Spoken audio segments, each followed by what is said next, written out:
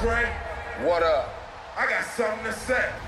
How you go from selling rocks in the dope house to eating dinner in the White House? Feel a little gust of wind and I'm jet. Believe a memory, no one will be forgetting. So As I leave, believe I'm stomping, but when I come back, boy, I'm coming straight out of Compton. So as a NWA fan, and especially being obsessed with Eazy-E, I have to say I went into this with high expectations. And you all should be very proud of yourselves. You did an amazing, incredible job. So tell me at which moment, or was there a particular scene where each of you realized, I've nailed it? You know, I got asked this question before, and I really didn't think about it, but being on stage in front of those guys, right, was amazing. Because they told us, I've never watched an NWA concert before. Yeah, but you could see their faces light up when we really hit that stage. You know, like performing was everything for me because they couldn't hold themselves down. You know, like that's their get up and go. So it turned them into like kids in the candy store, you know, and it was just special to watch them from that angle. Yeah. It's interesting, like to hear that question, because I think on set, Gary was so, on it.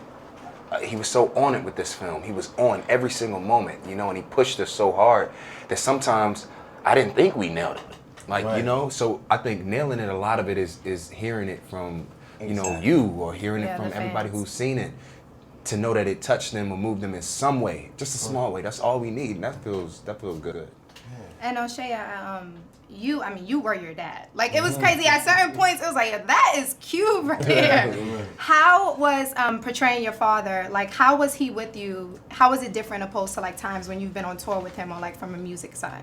Well, being on tour with him, really, I use that to my advantage. You know, I've been performing on stage with him for 6 years now. So, like, those performance scenes were when I was really in my comfort zone. I had never acted before, anything like that. Gary Gray got me coaches, 2 years of auditioning to get that acting side of it down packed. But when it comes to my father, I have so much of him already within me that it's about letting go and being you and just making it fit the situation.